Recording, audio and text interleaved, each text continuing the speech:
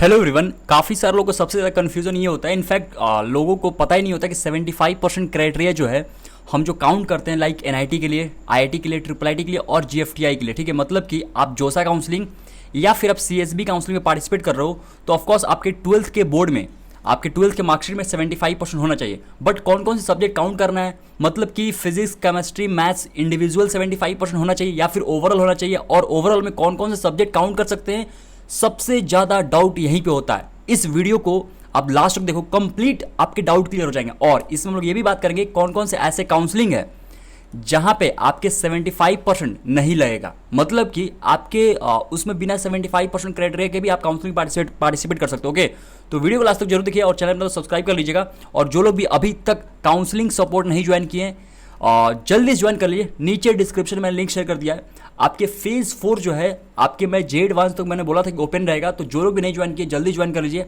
आपके हर एक डाउट का सॉल्यूशन आपको वहाँ मिलेगा। Daily Google Meet, daily chat support, daily call support, आपके रैंक के अकॉर्डिंग चॉइस फिलिंग पीडीएफ जो है आपके 1 से 2 दिन के अंदर मिल जाएगा। ओके, तो जरूर ज्वाइन करिए, काफ़ी अच्छे से आपकी काउंसलिंग हो जाएगी। ओके, तो देखो बात करते हैं आपके पहले की जोसा और सीसैप काउंसलिंग, ठीक है। जोसा में और आपके सीसैप काउंसलिंग में, ठीक है, आपके 75% चाहिए। अब इसमें क्या होता है ना, एक एनआईटी प्लस सिस्टम होता है, क्योंकि मैंने इसलिए अलग अलग किया है क्योंकि इसमें एक कह लो कि एक ट्विस्ट है, ठीक है, और एक आईआईटी का है, ठीक है। मतलब एक आईआईटी के लिए, आईआईटी ओनली। ओके, तो अब इसमें क्या होता है ना, इसमें 2 कंडीशन होता है, मैं बताता हूँ 2 केस होता है। अगर इस दोनों को समझ गया तो डेफिनेटली आपको पूरा क्लियरिटी मिल जाएगा। देखो पहला क्या होता है, फिजिक्स, केमिस्ट्री, मैथ्स, ठीक है। अब इसमें आप चौथा सब्जेक्ट क्या होगा, एक लैंग्वेज, मतलब कि कोई भी एक लैंग्वेज ले सकते हो, चाहे वो कोई इंग्लिश हो, हिंदी हो, या फिर मराठी हो, या फिर कन्नड़ हो, या संस्कृत हो, कोई भी एक लैंग्वेज हो सकता है, ठीक है। और 5th सब्जेक्ट जो है ना, 5th subject can be a language, another language. बहुत सारे लोग का होता है कि हम 2 लैंग्वेज ले जाते हैं, मान लो हिंदी इंग्लिश दोनों है तो दोनों ले लो। अगर आपके 5th सब्जेक्ट में सबसे ज़्यादा मार्क्स है तो, मतलब कि जो ज़्यादा मार्क्स है, ओके, या फिर कोई अदर सब्जेक्ट भी ले सकते हो, कोई दिक्कत नहीं है। तो एक क्राइटेरिया ये हो गया, ठीक है, ये हो गया आपका। और दूसरा क्या है इसमें दूसरा मैं बताता हूँ आपको। दूसरा क्या है, फिजिक्स, मैथ्स और एक केमिस्ट्री जो है ना, इस केमिस्ट्री को आप हटा के यहाँ पे एक वोकेशनल सब्जेक्ट भी ले सकते हो। मतलब कि केमिस्ट्री में अगर मार्क्स कम है तो इसके जगह कोई और सब्जेक्ट भी ले सकते हो। और बाकी जो है एक लैंग्वेज, और 5वां सब्जेक्ट जो है 5th कोई भी हो सकता है जिसमें आपके ज़्यादा मार्क्स हो। ओके, अब इसमें देखो एक इंपॉर्टेंट पॉइंट क्या है कि ये जो 5 सब्जेक्ट जब काउंट करोगे ना आप इसमें, अब इसके जो टोटल मार्क्स आएंगे, अब इसको 5 से डिवाइड करोगे, वो 75% होना चाहिए।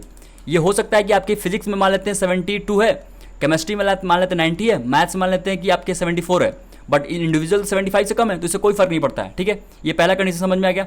दूसरा कंडीशन क्या है, इसमें भी आपके, अगर आपके मान लेते हैं 5 काउंट करके अगर आपके 75% आ रहे हैं तो आप जो जोसा और सीसैप के लिए एलिजिबल हो। लेकिन ये जो आपका फिजिक्स, केमिस्ट्री, मैथ्स मैंने बताया ना, ये वाला जो पहला कंडीशन है, पहला, इसमें आप एनआईटी प्लस सिस्टम, मतलब एनआईटी प्लस सिस्टम और आईआईटी दोनों के लिए एलिजिबल हो।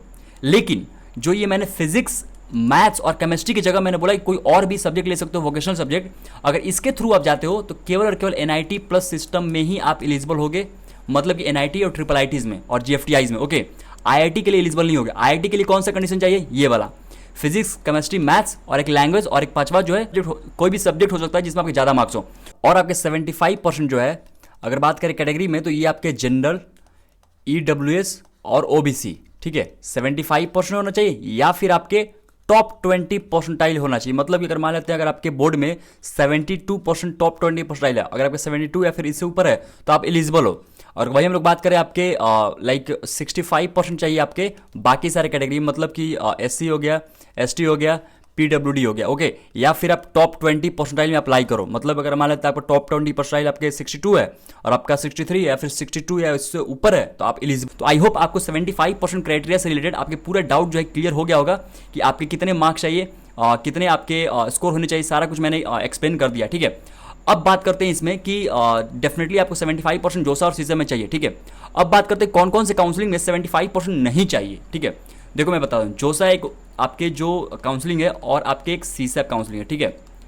ये दोनों छोड़ के, मतलब ये दोनों छोड़ के आपके जितने भी काउंसलिंग है इंडिया में, उस सारे में 75% क्राइटेरिया नहीं लगता है, ठीक है। तो आप देख लो, चाहे जैक दिल्ली हो गया, चाहे जीजीएसआईपी हो गया, चाहे आपके यूपी टेक हो गया, या फिर आपके जैक चंडीगढ़ हो गए, या फिर आपके एचएसटीएस, एमपीटीटी, एमएसटीसीटी, किसी में 75% नहीं चाहिए। ओके, ये केवल और केवल 75 आपके एनआईटी प्लस सिस्टम और आईआईटी के लिए होता है, ठीक है। आईआईटी के लिए मैंने बता दिया कि इसमें आपके पीसीएम तो कंपलसरी है ही, और एनआईटी प्लस सिस्टम में आप पीसीएम के साथ भी जा सकते हो, या फिर अगर मान लेते हैं केमिस्ट्री में मार्क्स कम है आपके, इधर केमिस्ट्री मार्क्स कम है, तो आप इसके जगह वोकेशनल सब्जेक्ट लेके भी, जैसे मान लेते हैं बायोलॉजी ले लिया आपने, ठीक है, या फिर कोई और वोकेशनल सब्जेक्ट ले लिया, उससे अगर आपका 75% क्राइटेरिया फुलफिल हो रहा है तो आप जो है एनआईटी प्लस सिस्टम में भी जा सकते हो, मतलब एडमिशन ले सकते हो, बट आईआईटी के लिए आप एलिजिबल नहीं रहोगे। समझ में आया? कंप्लीट ये है official information. Okay, so thank you so much. और जो लोग भी अच्छे से काउंसलिंग करना चाहते हैं, काउंसलिंग सपोर्ट जरूर ज्वाइन करिए।